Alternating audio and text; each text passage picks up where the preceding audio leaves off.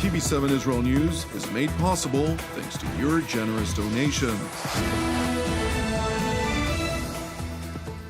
Shalom, good evening. This is TV7 Israel News broadcast to you from Jerusalem. And in today's top stories, the Israeli Air Force struck Syrian military targets after a surface-to-air missile penetrated Israeli territory.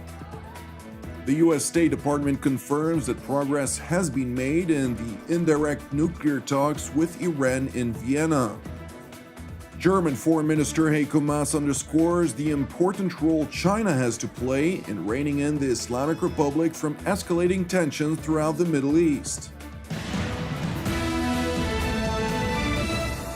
Israeli Air Force aircraft struck batteries of Syria's aerial defense array overnight in a retaliatory response for an errant surface-to-air missile that penetrated Israeli airspace, of which debris landed in the northern part of the southeastern Negev region. The incident occurred at approximately 35 minutes after 1 a.m. last night, when unidentified aircraft reportedly struck warehouses believed to be weapons caches of Iranian proxy militias on the Syrian side of the Golan Heights. Consequently, Syria's aerial defense array was activated, with multiple surface-to-air missiles being fired from SA-5 batteries, attempting to intercept the incoming projectiles.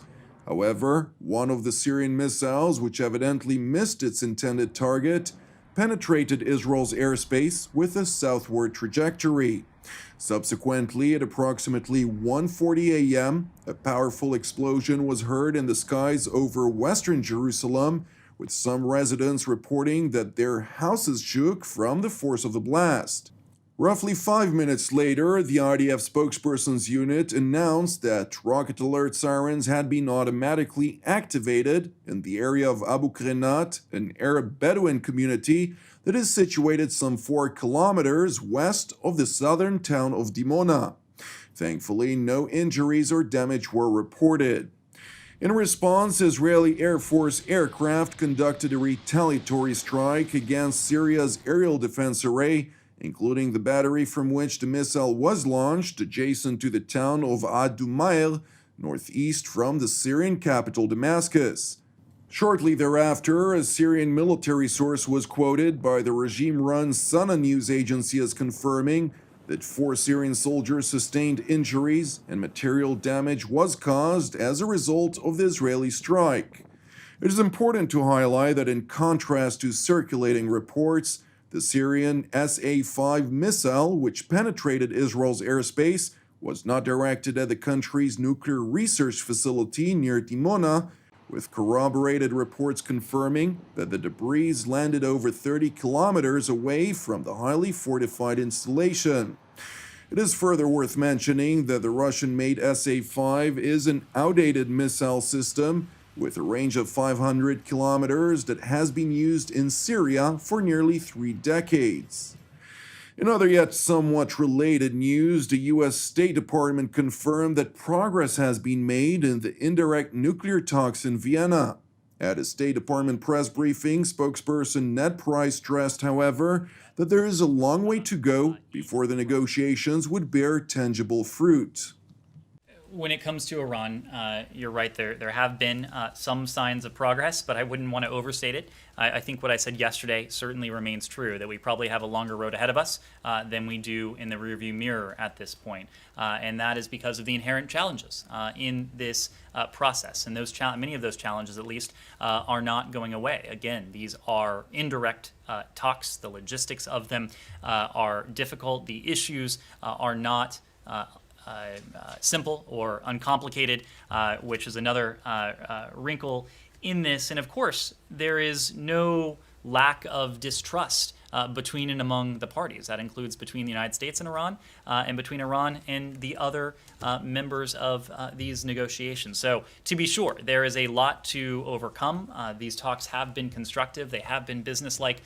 We have been able to see some signs of progress, but we're certainly a ways off from anything concretely materializing. Spokesperson Price went on to explain the composition and processes of the discussions, taking place in Vienna, including deliberations on the scope of sanction relief for the Islamic Republic of Iran in exchange for limiting its nuclear activities.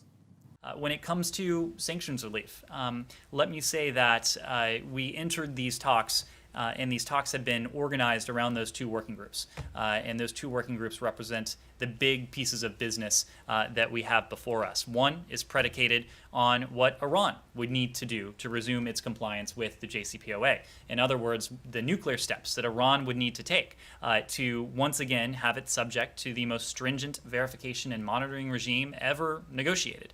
The other working group is what you're referring to. These are the steps that the United States would need to take to resume its compliance with the JCPOA. And in that context, what we said is that we're prepared to take the steps necessary to return to compliance to the JCPOA, including lifting sanctions that are inconsistent with it. Now, the precise nature of those sanctions, the precise nature of those steps, that's precisely what's being discussed in that second working group. And so we wouldn't want to get into that publicly at this point. Price emphasized, however, that not all of the sanctions imposed under the Trump administration would be lifted in light of the Islamic Republic's malign behavior. We have profound areas of disagreement and concern when it comes to Iran's behavior. And Tehran should be under no illusions that we will let up in our efforts to hold Iran accountable for its human rights abuses, for its ballistic missiles program, for its support for terrorism, for its support for proxies in the region. Now, of course, sanctions can be a key tool in all of that. There is nothing in the JCPOA that says that the United States or any other country around the world can't enact sanctions to hold Iran accountable for other areas of its malign behavior, malign influence. Separately, a high-ranking State Department official noted that despite the disagreements between the United States and Israel, the Biden administration was being transparent with Jerusalem in all that relates to the negotiations in Vienna. In a briefing to reporters, the unnamed official revealed that the Americans held talks with Israel's representatives before and after every round of negotiations in the Austrian capital.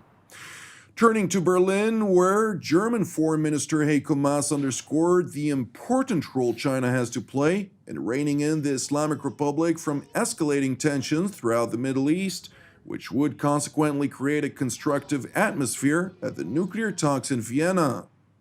Mit Blick auf den Iran kann China eine positive Rolle spielen. Und hier gilt es, weitere Eskalationen zu vermeiden und eine konstruktive Gesprächsatmosphäre bei den Nukleargesprächen in Wien zu erhalten. The German top diplomat made these remarks ahead of a meeting with visiting Chinese Foreign Minister and State Councillor Wang Yi. Turning to Israel's eastern neighbor Jordan, where the kingdom's agriculture ministry remains on high alert as a biblical plague of locusts swarmed the area.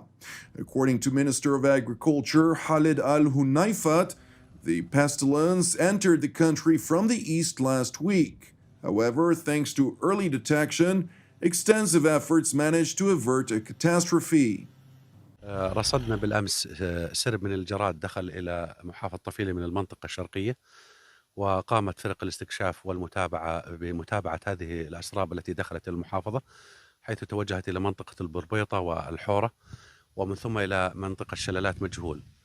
ولغاية الساعة 1 منتصف الليل تم رصد هذا السرب ومنطقة مبيته. تحركت آليات التابعة لمديرية زراعة الطفيلة في تمام الساعة 3 صباحا، وقمنا بعمليات الرش والمكافحة من خلال الآليات المتوفرة، سواء عن طريق الرش المحوري أو تراكتورات الرش المحمولة أو عن طريق الرش ULV.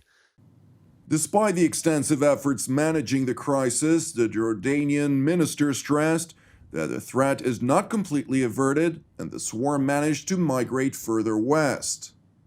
ما تبقى من هذا السرب توجه إلى منطقة غور الصافي. تم التواصل مع زملائنا في الصافي لإبلاغهم بوجود أعداد من الجراد متجهة لهم، وقاموا أيضا بعمليات مكافحة. Meanwhile, Dr. Yoav Motro from the Ministry of Agriculture in Israel confirmed to TV7 that several thousands of locusts also infiltrated Israeli territory, Yet the situation remains under control since the numbers were relatively small and the winds have seemingly shifted, drawing the swarm away. This is Dr. Yoav Motro from the Ministry of Agriculture in Israel.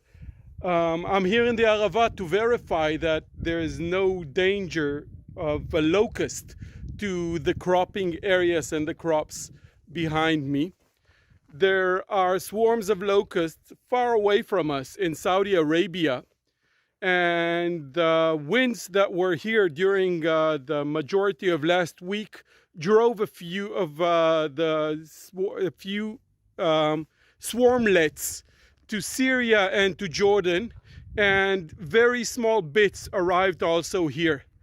We do not, we are following, we from the Ministry of Agriculture are following the locust that has infiltrated. It's very small amounts, it's not a dangerous situation, and because the winds have changed and because the amounts in Jordan are also small, we don't expect anything major to happen. Thank you for watching us. As part of TV7 Israel's prayer initiative, I would like to encourage you today to join myself and the team here in Jerusalem to lift up Afghanistan in prayer for its salvation and peace, alongside prayers for our persecuted brothers and sisters around the world, in addition to our ongoing prayers, of course, for the peace of Jerusalem and the salvation of Israel. I'm Jonathan Hassan wishing you an Erev Tov U'Mevorach, and we will see you again tomorrow at the same time.